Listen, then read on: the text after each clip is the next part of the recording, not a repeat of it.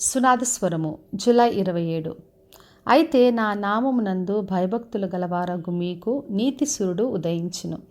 అతడి రెక్కలు ఆరోగ్యము కలగచేయును. గనక మీరు బయలుదేరి క్రొవ్విన దూడలు గంతులు వేయినట్లు గంతులు వేయుదురు. మలాకి గ్రంథము 4వ అధ్యాయము 2వ వచనం. రాత్రంతా చీకటిగా ఉంటుంది. ఉదయంనే సూర్యుడు ఉదయించినప్పుడు చీకటి అంతా తొలగింపబడి వెలుగుతో నింపబడుతుంది. అదేవిధంగా మన ప్రభు నీతి సూర్యుడుగా ఉదయిస్తాడు. మరి ఆయన తన యందు భయభక్తులు గల వారిపైన నీతి సూర్యుడుగా ఉదయించినప్పుడు ఆ చీకటి అంతా తొలగింపబడుతుంది. ఆ పాపము, శాపము, రోగములు, వ్యాధులు, వ్యసనములు ఏవున్నా కూడా ఆ చీకటి తొలగింపబడి మరి ఆ రెక్కల కింద ఆరోగ్యం పొందుకుంటారు. మరి క్రొవ్విన దూడల వలె గంతులు వేస్తూ దేవుని యందు సంతోషించి సాక్ష్యంగా ఉంటారు. మరి మన ప్రభు నీతి సూర్యుడుగా ఉదయిస్తాడు.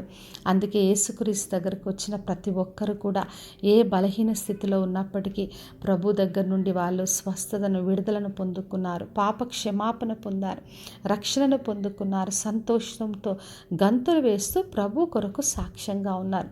అందుకే మనము ఆయన యందు భయభక్తులు కలిగినప్పుడు ప్రభు మనకు నీతిసూరుడుగా ఉదయిస్తాడు.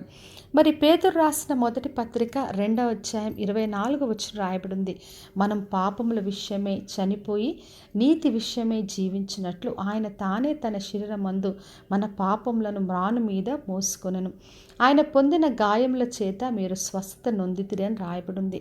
మన ప్రభు మన కొరకు ఆ ప్రతి పాపాన్నంతా కూడా శిలువ పైన మోసుకొని వెళ్ళాడు. మరి పాపముల విషయమై చనిపోయి మనం నీతి విషయమై జీవించినట్లు ఆయన నీతి సూడుగా ఉదయించాడు.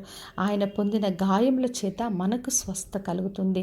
కాబట్టి నా ప్రియ సహోదరి, సహోదరా, ఏ రోగములైనా, ఏ వ్యాధులు, ఎటువంటి పరిస్థితి అయినా కూడా, ఏ చీకటి స్థితిలో మనమున్నా ప్రభు నీతి సూర్యుడుగా ఉదయిస్తాడు.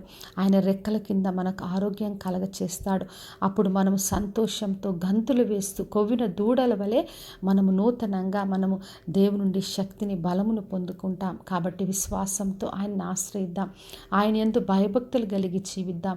ఆయన నీతిసూడుగా ఉదయించి ప్రతి చీకటిని తొలగించి మనకు తన వెలుగుతో నింపుతాడు. విశ్వాసంతో ఆయన్ని ఆశ్రయించి ప్రార్థన చేసుకుందాం.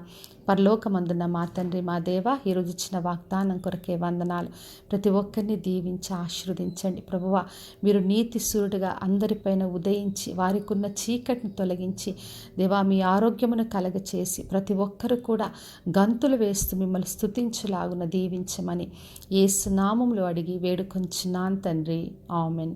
ఈ శుభవచనము వినిచున్న ప్రతి ఒక్కరి జీవితంలో నెరవేర్చబడునుగాక. నేను మీ ప్రియ సహోదరి మంజులా చరణ్.